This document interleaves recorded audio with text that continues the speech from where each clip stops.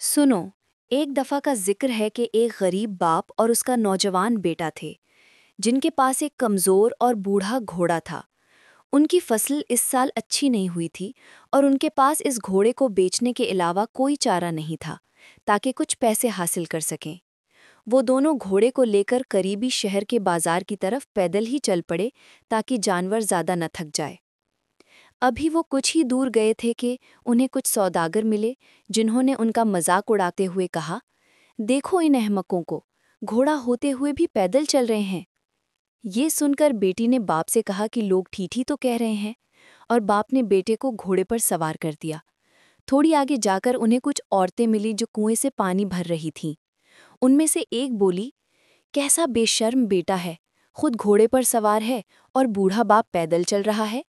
ये ताना सुनकर बेटा फौरन घोड़े से उतर गया और शर्मिंदगी से अपने बाप से कहा कि वो सवार हो जाए। अब बाप घोड़े पर सवार था और बेटा साथ साथ पैदल चल रहा था कि उनका गुजर एक किसान के पास से हुआ जो कहने लगा, वाह भई वाह, खुद तो मज़े से घोड़े पर बैठा है और मासूम बच्चे को इस धूप में पैदल चला रहा है। किसान की बात ने बाप को भी सोच में डाल दिया और उसने बेटे को भी अपने पीछे घोड़े पर बिठा लिया कि चलो दोनों ही सवार हो जाते हैं। जब वो शहर के करीब पहुंचे तो कुछ लोगों ने उन्हें देखा और चीखना शुरू कर दिया, देखो इन जालिमों को, एक तो बूढ़ा और कमजोर घोड़ा है और इस पर दोनों सवार होकर इसे मार ही डालेंगे। अब तो बाप और बेटा दोनों ही बहुत परेशान हुए और घोड़े से उतरकर खड़े हो गए। बेटे ने मायूसी से अपने बाप से पूछा, अब्बा जान, हम आखिर करें तो क्या करें?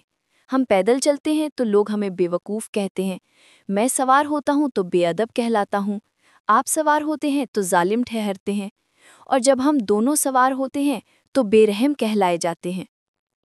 इस पर बाप ने मुस्कुराकर अपने बेटे के कंधे पर हाथ रखा और बड़े तहम्मुल से समझाया, बेटा, यही तो जिंदगी का सबसे बड़ा सबक है जो आज तुमने सीखा है। तुम कुछ भी कर लो, दुनिया कभी खुश नहीं होती और हर कोई अपनी समझ के मुताबिक तुम्हें गलत ही कहेगा। असल बात यह है कि तुम खुद क्या सही समझते हो और तुम्हारा ज़मीर किस बात पर मुतमईन है। हमने शुरू में यही सोचा था कि घोड़ा कमज़ोर है इसलिए पैदल चलेंगे, और वही फैसला सबसे बेहतर था। लेकिन हम लोगों की बातों में आकर अपने फैसले बदलते रहे और खुद को ही मुश्किल में डाल दिया। आखिरकार उस दिन बेटे ने ये सीखा कि लोगों की राय आपको मुतासिर तो कर सकती है, लेकिन आपको हमेशा वही करना चाहिए जो आपकी अपनी नज़र में सही और नेक नियति पर मबनी हो।